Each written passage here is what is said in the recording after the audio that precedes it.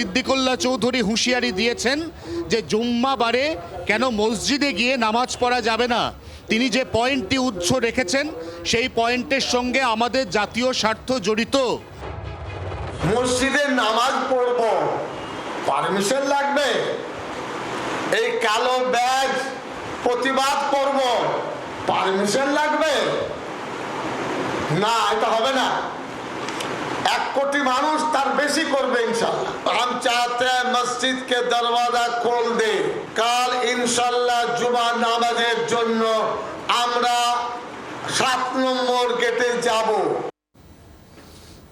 7 নম্বর গেটে যাবেন। 7 নম্বর গেটে গিয়ে কি করবেন? অশান্তিতে ইন্ধন দেবেন আরো একবার। প্রশাসন কিন্তু সতর্ক। দেখাবো আপনাদের এয়ারপোর্টের ছবিটা 7 নম্বর গেটের সামনে থেকে। এই মুহূর্তে আমাদের সঙ্গে রয়েছেন আমাদের প্রতিনিধি অয়ন ঘোষাল সরাসরি আরো একটা গেটের সামনে থেকে। নান্টু হাজরা আমাদের অপর প্রতিনিধিও রয়েছেন। আমি অনেক কাছে যাব সবার আগে। অয়ন, সকাল থেকে 163 ধারা জারি করে পুলিশ যাতে কোনো রকম বিশৃঙ্খলা না ছড়ায় তার ব্যবস্থা নিচ্ছে। কি ছবি এই মুহূর্তে?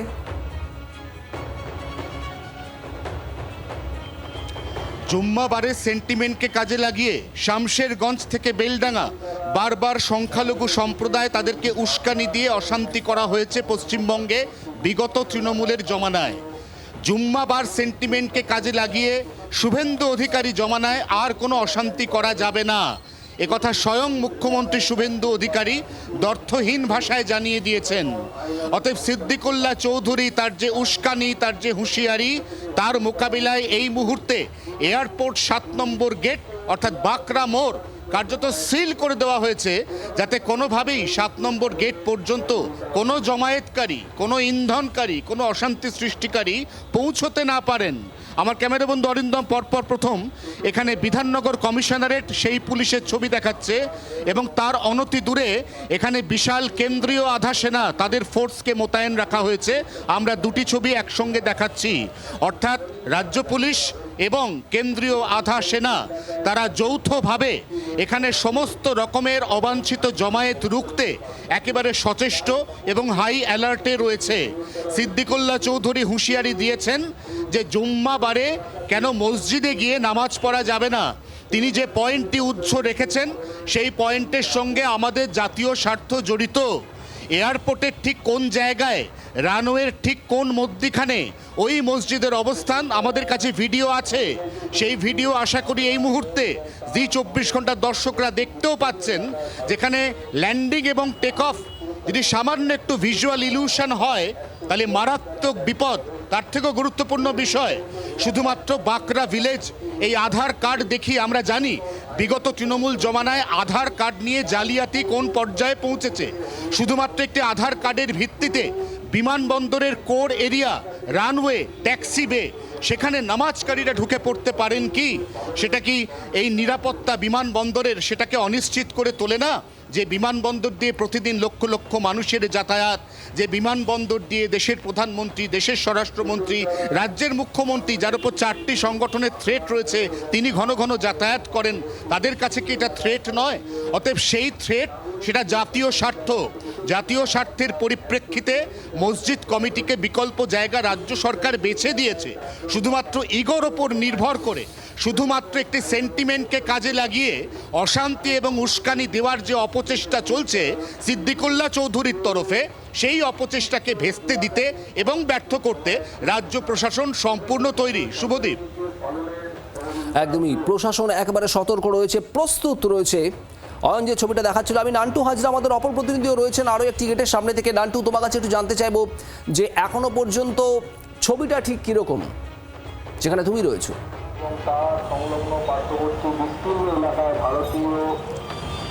দেখো, এই মুহূর্তে আমি রয়েছি বাকরা মোড়ে। একদম এই বাকরা মোড়, সেখানে কিন্তু দেখা যাবে গোটা রাস্তা জুড়ে এইভাবেই কিন্তু বিধাননগর পুলিশ কমিশনারেটের বিশাল পুলিশ বাহিনী তারা এখানে প্রস্তুত রয়েছে। এবং শুধু তাই নয়, এখানে যে টিয়ার গ্যাস, সেই টিয়ার গ্যাসও নিয়ে আসা হয়েছে। অন্যদিকে যদি দেখাই, পুলিশের তরফ থেকে কিন্তু মাইকিং করা হচ্ছে এই মুহূর্তে। সেই ছবিটা তোমাকে যদি একবার দেখাই, যে এখানে অর্থাৎ বাকরা মোড় ঠিক তার উল্টো দিকেই কিন্তু সেই মসজিদে যাওয়ার রাস্তা, আর ঠিক সেই জায়গাতেই পুলিশের তরফ থেকে কিন্তু এখানে মাইকিং করা হচ্ছে, বলা হচ্ছে যে এখানে 163 ধারা জারি রয়েছে এবং কোনোভাবেই এখানে জমায়েত করা যাবে না, এবং যদি জমায়েত করা হয় তাহলে কিন্তু আইনানুগ ব্যবস্থা নেওয়া হবে। আমরা একবার শুনে নিই কি অ্যানাউন্স করা হচ্ছে। সংলগ্ন পার্শ্ববর্তী বিস্তীর্ণ এলাকায় ভারতীয় নাগরিক সুরক্ষা সংহিতার 163 ধারা অর্থাৎ 144 ধারা জারি করা হয়েছে। এই নির্ধারিত এলাকায় 4 জন বা তার বেশি লোক জমায়েত হলে প্রশাসন আইনানুগ ব্যবস্থা লইতে বাধ্য থাকিবে। তাই সকলকে প্রশাসনের পক্ষ থেকে অনুরোধ করা হচ্ছে যে কেউ এই নির্দিষ্ট এলাকাতে অবাঞ্ছিত জমায়েত করবেন না। অবাঞ্ছিত জমায়েত করতে বারণ করা হচ্ছে, মাইকিং করা হচ্ছে এখানে। এবং এই যে বাঁকড়া মোড় এর ভেতর থেকে সেখানেও কিন্তু প্রচুর পুলিশ রয়েছে। আমরা কিছুক্ষণ আগে দেখলাম যে বাড়ির ওপর থেকেও কিন্তু পুলিশ নজরদারি চলছে। অর্থাৎ এই মুহূর্তে একেবারে কড়া প্রশাসন, যাতে কোনো রকম ভাবেই এখানে কোনো রকম জমায়েত না হয়। একদিকে কেন্দ্রীয় বাহিনী প্রায় 100-র কাছাকাছি কেন্দ্রীয় বাহিনী মোতায়েন করা হয়েছে এবং অন্যদিকে 200-রও বেশি পুলিশ কর্মী, সেই পুলিশ কর্মী কিন্তু মোতায়েন রয়েছে এবং 163 ধারা সেটাও কিন্তু জারি রয়েছে। অর্থাৎ কোনোভাবেই কিন্তু এখানে জমায়েত বা বিক্ষোভ করতে দেবে না পুলিশ, এবং সেই কারণেই কিন্তু সকাল থেকে সেই তৎপরতা লক্ষ্য করা যাচ্ছে। নানপুর যে ছবিটা দেখাচ্ছে আপনারা দেখছেন, একটানা মাইকিং করা হচ্ছে পুলিশ প্রশাসনের তরফে, যাতে কোনোভাবেই অপ্রয়োজনীয় জমায়েত তৈরি না করা হয় এয়ারপোর্ট চত্বরে। একাধিক গেট, 7 নম্বর গেট, এই বাঁকড়া মোড়, সমস্ত জায়গাতেই প্রচুর পুলিশ মোতায়েন করা রয়েছে। বিশৃঙ্খলা বরদাস্ত করবে না সরকার।